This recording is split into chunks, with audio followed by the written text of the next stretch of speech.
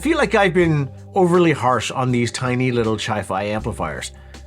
For what they are, they're a great inexpensive solution to get yourself set up with an amplifier and a pair of speakers. Prior to this, I reviewed the Fosi BT28 Pro and the FOsi MC351. Both were really great for what they are. All you have to do is take their specification with a grain of salt and just enjoy them for what they are, regardless of what the manufacturer's rated power claims may be. Like Fosi claims about 300 watts of power if you choose to upgrade to the 48 volt power supply. But honestly, even if you're only able to get 30 to 50 watts of power from one of these tiny little boxes for around $100, what else do you need? And of course, if you like my videos, please consider liking and subscribing. I'd really appreciate it. It'll help me grow the channel and I'd be forever grateful. So this is the Aiyima A07 Max, and it is what they call a power amplifier, but it's got a volume knob, so everything in my brain's like, well, that's an integrated amplifier. But further inspection shows a switch between mono and stereo. So you flip it into mono, and then you connect the first or the upper two speaker connections, and then you take the volume knob, you crank it to max, and voila, you have a mono amplifier. Now, they didn't send me two of these things, only the one, so my only way of testing it out as a mono amplifier is to connect it to one speaker, which I did, and it works. And I don't know how many people would just listen to one speaker unless maybe you have a pair of speakers where one's blown and then you just use this on one speaker because you can. But ideally, what you would do is you would use two of these things and have a dual mono setup. This unit is bereft of everything other than a volume control, so you would need a preamp with tone controls and a DAC, which Aiyima does sell on their website, to pair with this unit. The downside is they don't look anything like this product. This is like a one-of-one design that I have seen, so it's not going to be matchy-match if that's your thing, and it's kind of mine, so a bit of a bummer. This is a simply designed and pretty nondescript little amp. It's black with a gray face, a simple white lettering on the front face. Meh. The front features a volume knob which doubles as a power switch. You just turn it and click it on. And just below the knob are the mono and stereo LED indicators. Around the back you get RCA input and speaker outs and the auxiliary output for a power amp or sub. Here are the manufacturer's rated specifications: 300 watts times 2 into 4 ohms. Sorry, I'm laughing. I don't believe you. It's if you're using the 48 volt power adapter. Mono max output power, 600 watts into 2 ohms with a 48 volt power supply.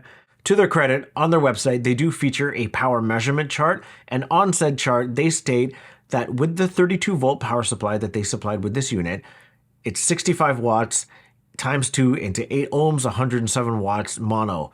And here is said chart right now. If you want to look at it, go ahead and pause the video if you want to pour through it a little more, or just go to their website.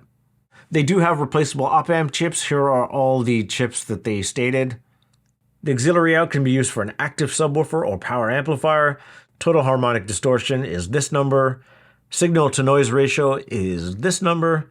Frequency response is 20 Hz to 20 kHz. The Aiyima A07 Max retails for $79.99 US without the power supply. With the 32 volt power supply, it retails for $109.99. And at the time of this recording, this little guy with the 32 volt power supply is retailing for $89.99. I've been happily using the FOsi Audio MC351 ever since I've had it in for review. So when it came to reviewing this unit, all I did is just swap out the products. Easy peasy.